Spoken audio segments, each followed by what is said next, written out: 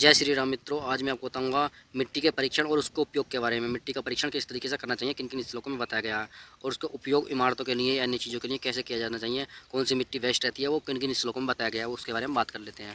सबसे पहले आप देख सकते हैं इस श्लोक में बताया गया है कि मिट्टी का मूल्यांकन करने के लिए 1 हाथ लंबाई का गहरा गड्ढा खोदकर मिट्टी का परीक्षण करना चाहिए और उस मिट्टी को, खोदी गई मिट्टी को भर देना चाहिए। यदि मिट्टी अधिक रह जाती है तो समृद्धि है, और कम रह जाती है तो मिट्टी हानि है, मतलब मिट्टी बेकार है, ठीक नहीं है वहाँ की मिट्टी। और दूसरे श्लोक में बताया गया है कि ईंटें किस तरीके से बनाई जाती हैं।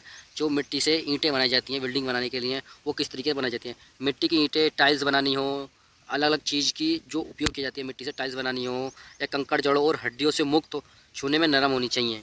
ऐसी मिट्टी जो नरम हो, अच्छी रहे, ठंडी रहे। मिट्टी के ढेले में घुटनों तक पानी भरें और फिर पैरों में 40 बार कूदें, मतलब उससे पहले मिट्टी को बारीक करके करें और फिर उसे खूंदें, जिससे कि वो अच्छी तरीके से पानी मिक्स हो जाए मिट्टी में। और उसमें बताइए क्या क्या चीज़ उसमें मिलाना चाहिए। अंजीर, कदम्ब, आम, अभय और अक्ष के रस हरड़ के पानी में 3 महीने तक भिगोकर मिट्टी को कूट लें।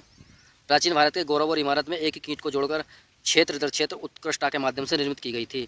इन्होंने इतनी बेस्ट टेक्निक बताई कि अगर आप इस तरीके से ईंट बनाते हैं तो आपकी ईंट बहुत अच्छे समय तक, लंबे समय तक रहेंगी। और वे ईंटों में अगर आप मकान बनाते हैं तो आपकी जो ईंटें वो अच्छी रहेंगी, उच्च गुणवत्ता वाली रहेंगी, और उसमें गर्मी भी कम लगेगी। और इस अगले श्लोक में बताया गया है कि भूमि का परीक्षण करने के लिए निर्माण की योजना बनाएं। पहले उसे योजना बनानी है, हमें कहाँ पर वो बिल्डिंग्स बनानी है या कुछ भी बनाना, उसके लिए कुछ भी अगर खेती भी करनी है, कहाँ की मिट्टी ठीक है। आपको यह ध्यान रखना चाहिए चींटियों के टीले, कंकड़, गड्ढे और क्रेटर वाली भूमि से बचना चाहिए। जहाँ पर चींटियों के गड्ढे हों, जहाँ पर चींटियाँ रेता निकाल देती हैं, या ऐसी मिट्टी जो होती है वो ठीक नहीं रहती है।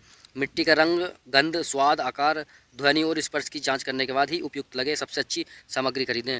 जो आपको उसकी क्या परीक्षण करना चाहिए, जैसे रंग, किस मिट्टी का रंग, रंग से भी डिपेंड करता है कि मिट्टी कौन सी है, रेतीली तो नहीं है, सही मिट्टी है ये नहीं है। आकार, ध्वनि का स्पर्श भी करना चाहिए जाँच। बहुत सारी चीज़ होती हैं जो मिट्टी के परीक्षण में उपयोग की जाती हैं।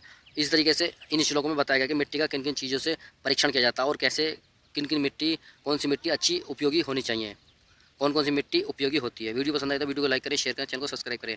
अगर आपको सनातन धर्म की कोई भी पुस्तक फ्री में पढ़नी है या सनातन विज्ञान को जानना है तो आप हमारे एप्लीकेशन को डाउनलोड करें।